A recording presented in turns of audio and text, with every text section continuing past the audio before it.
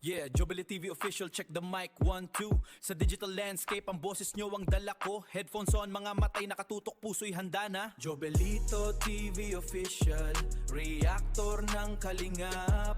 Tayo'y maghatid ng liwanag sa bawat sulok ng Pinas. Isang tinig para sa bayan, advokasy ang wagas. Jobelito TV official, reactor ng kalingap.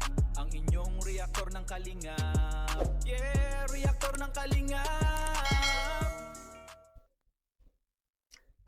Okay, so yun. Inyo sa mga kabagis, this is Jubilito TV Official at eto na naman po muli ang isang edisyon ng ating reaction video mga kalingap at kabagis. No? Pero bago po lahat, syempre po, shoutout po muna natin Kuya Val Santos Matubang at Edna Vlogs at Kalingap Rab. Syempre po sa ating mga kalingap netizens at kalingap subscribers, mega love shoutout po sa inyong lahat. Ito na mga kalingap at kabagis, no? For today's reaction video, gawa lang po natin ng reaction at muli po pagbibigay ng ating opinion dito po sa mga revelasyon na inilalabas, no, ng pinsan ni Carla. Walang iba kung hindi po itong si Arjin, no, mga kalingap at kabagis. At di umano, no, ay meron nga daw po siyang mga nakikita, no, nakikita at mga napapansin patungkol po dito sa kanyang pinsanin, mga kalingap at kabagis. At ang patok nga na usapin na napag-uusapan ngayon dito po sa social media ay patungkol di umano, no? Doon po dyan sa jowa-jowa na yan, di umano ni Carla, mga kalingap at kabagis. May mga ika nga'y napapasang-ayon at meron din naman pong nagsasabing tawag nito, wala daw pong katotohanan yung issue na yan, mga kalingap at kabagis. No? So, bago natin simulan, syempre, siguro simulan po muna natin mag-shoutout, no? Sa mga regular viewers po natin, bago pa magkalimutan ang lahat, no? Dahil mamaya makalimutan, ay hindi na po natin ma-shoutout yung mga regular viewers po natin. So, simulan po natin muna, mga kalingap at kabagis, kay Ma'am Ella Baroga. Yan, mega love shoutout po sa sa mga suki nating commenters, no, sa ating comment section, mga kalingap at kabagis. At sino pa ba? Ito, mga kalingap at kabagis, no. Nakalimutan ko na yung pangalan niya, pero alam ko po si Ading. Yan, shoutout sa iyo. Nakalimutan ko na yung translation ng pangalan niya, but it is in Japanese, mga kalingap at kabagis, no. At kay Ma'am Solita Jeronimo, yan, regular na viewers din po natin yan. Kay Ma'am Nancy May Esteban, yan. Sino pa ba? Si Ma'am Emma 74HK, si Ma'am Susima Rafanan, ayan, Winnie Tayanes, si Linda Pitaw at si Huang Emi.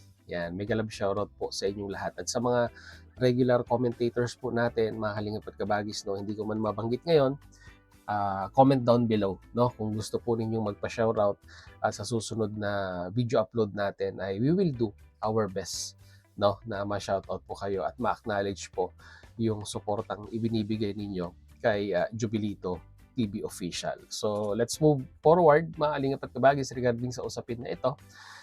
At kitang-kita naman dyan po sa thumbnail ng isa sa mga mahilig din pong makimarites patungkol po dito sa mga usapin dito sa community ng Kalingap, yung si Yu Jasmine. Ayan, isa yan sa mga number 1 na ika nga ay marites ng Kalingap. At masasabi din nating, alam nyo na, ang ibig ko sabihin, no? So, ang thumbnail, bakit si Arjin ang nabash kung totoo naman ang sinabi niya? Okay? Bakit daw po si Arjin ang nababash kung totoo naman ang sinasabi niya, mga kalingap at kabagis, no? At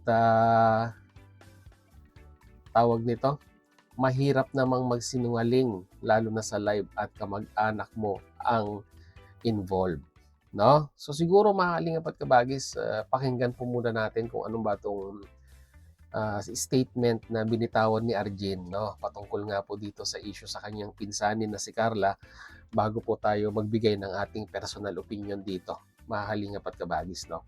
So, ito, i-play natin, mga kalingap at kabagis. Narito po.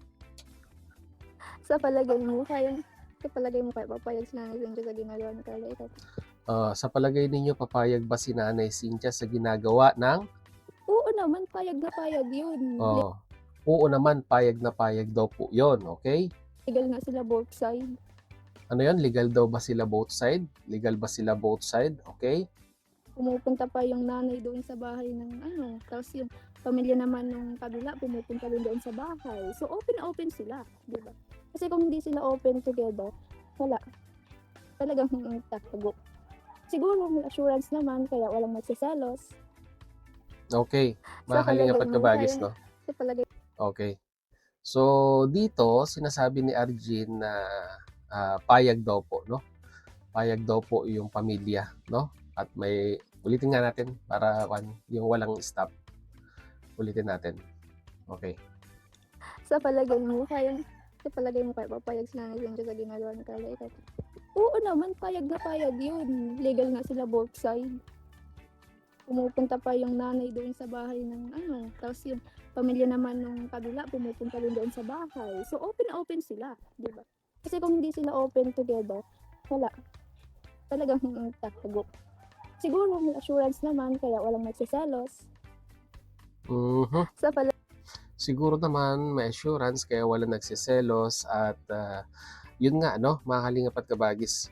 Base po dito sa kwento ni Arjen, mga kalingap at kabagis, ay okay naman in good terms, di umano.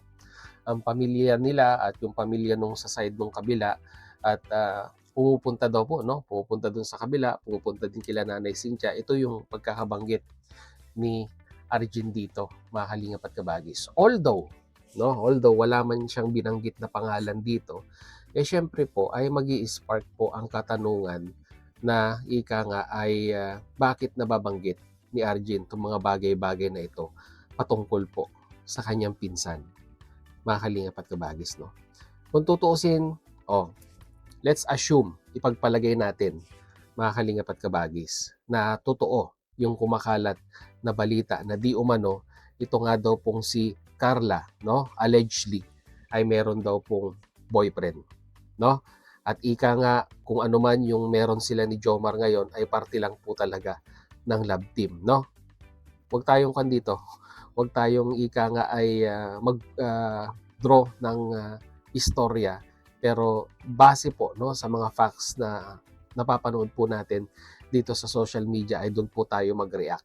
Let's assume lang, no, mga kalingap at kabagis. Let's assume lang po, for example, na totoo yung usap-usapan na di umano ito pong si Carla ay may boyfriend, no? Real life boyfriend. At hindi po si Jomar, mga kalingap at kabagis. No? Let's assume lang, ha? Let's assume lang. Ano naman ang pakialam ni Arjen, no? Patungkol sa pribadong buhay ni Carla. 'Di ba? Si Carla ba pinapakialaman yung buhay ni Arjen? Pinapakialaman ba ni Carla yung love life ni Arjen? Yun lang naman ang tanong na dapat sagutin ni Arjen dito, mga kalingap at kabagis. 'Di ba? Sabi nga po nila, meron tayong kasabihan, 'di ba? Bago mo punain, no, ang 'di ba, dumi ng kapitbahay mo sa bakuran niya, ay tignan mo muna or linisin mo muna yung dumi sa sarili mong bakuran. Mga kalingap at kabagis. Self-explanatory po 'yun, no? 'Di ba? Bago ka tumingin, no, ng dumi ng iyong kapwa, ay tignan mo muna ang iyong sarili kung meron ka rin nun. Dahil ang hirap naman pong magbato ng putik sa kapwa natin kung ang sarili natin mismo ay meron din pong putik. Tama ako o mali? Mga kalingap at kabagis. So balik tayo no, sa sinasabi ko po. Let's assume, no? Let's assume si Carla merong talagang boyfriend, hindi si Kalingap Jomar. Ano naman ang pakialam mo, Arjen? 'Di ba? kung meron mang katotohanan yung mga pinagsasabi mo, or let's say po hearsay or assurance na talagang may pinanghahawakan kang resibo, 'di ba? Na totoo yung mga allegation na ibinabato mo hindi lamang kay Carla, bagkus nabanggit mo ang pangalan ni nanay ni Carla dito. Mga kalingap at kabagis, ay kailangan make sure, no, na meron kang pinanghahawakang resibo na magpapatunay diyan sa accusation na ibinabato mo kay Carla. E paano, for example, let's assume kaibigan, best friend, at na-misinterpret natin yung kanilang galawan. Tapos nag-conclude tayo na yun pala ay yung conclusion natin ay mali. So, sino ang makaka-receive ng damage? O, di ba si Carla, hindi naman ikaw? Kasi nag-speculate ka lang base sa nakita mo. Pero hindi mo inalam kung ano yung totoo. Kung ano yung dahilan. Di ba? Kung bakit ika nga magkasama. Or ika nga ay bakit pumupunta doon sa bahay. Kasi ang problema sa ating mga Pilipino, mga kalingap at kabagis, pag meron po tayong mga nakikitang mga ika nga individual na magkasama, ay gumagawa tayo ng konklusyon na baka jowa niya, baka sila, di ba? Pero hindi natin alam kung ano yung istorya kung bakit sila magkasama. Tama po ba ako o mali, mga kalingap at kabagis? Ayan po yung tinatawag nating marites na konsepto po ng mga Pilipino. Di ba? Nagko-conclude tayo sa mga bagay-bagay base sa nakikita natin. No? Kung gusto nating alamin yung katotohanan, bakit hindi mo tanungin yung pinsan mo? Bakit hindi mo tanungin, no, si Carla kung ano ba talaga meron at bakit nag-i-speculate yung mga chismis na yan patungkol sa di umano'y boyfriend at hindi si Kalingap Jomar? At kung meron mang individual, mga kalingap at kabagis, no, na dapat magsabi, no, kung meron mang katotohanan yan o wala, ay dapat si Carla. At kung mas pinili ni Carla na maging pribado ang kanyang love life, eh desisyon niya na yon. Hindi mo na desisyon yun. Diba? Huwag mo pangunahan yung desisyon ng pinsan mo base sa mga nakita mo or base sa mga ikangay sabihin na nating marites na nasasagap natin dito sa social media. Dahil mabigat na akusasyon yung mga nasalitang nabibitawan kung kagaya nga po na sinabi ko kanina, wala tayong pinanghahawakang resibo. Tama po ba ako mali, mga kalingap at kabagis? So okay, yun lang po ang ating reaction video at ano po ba ang lesson na pwede nating matutunan dito, no? Sa naging galawan ni Arjun at muling nanunumbalik at napag-uusapan ng mga reaktor dito sa social media. Dito po sa mundo ng social media, mga kalingap at kabagis, meron pong dalawang tao, no, na pwede po nating makilala. Meron po yung mga taong nakikilala dahil nagsasabi po sila ng katotohanan at nagbabase sila sa mga facts, mga tunay na ebidensya para po ipalam sa kanilang mga viewers. At meron din naman po, mga kalingap at kabagis, yung mga taong ikangay nagbabase lamang ng kanilang sinasabi, no? Sa mga marites, sa mga chismis na kanilang nasasagap, sa mga comment na kanilang nababasa, sa mga information, no, ng mga marites na isinesend din sa kanila. At yun po yung nababanggit nila, no, sa kanilang mga live or kanilang mga video upload, mga kalingap at kabagis. I'm not telling na ganito ang galawan ni Arjun. Pero sa akin lang, mga kalingap at kabagis, ay dapat, no, pinag-iisipan muna natin yung mga salitang binibitawan natin. Dahil once nabanggit mo na yan, it's either makadamage ka or it's either makatulong ka or makasuporta ka. Dalawa lang yan. It's either makatulong ka or makadamage ka ng personalidad dito sa social media. Because once damage has been done, mahirap na pong ayusin yan. Okay?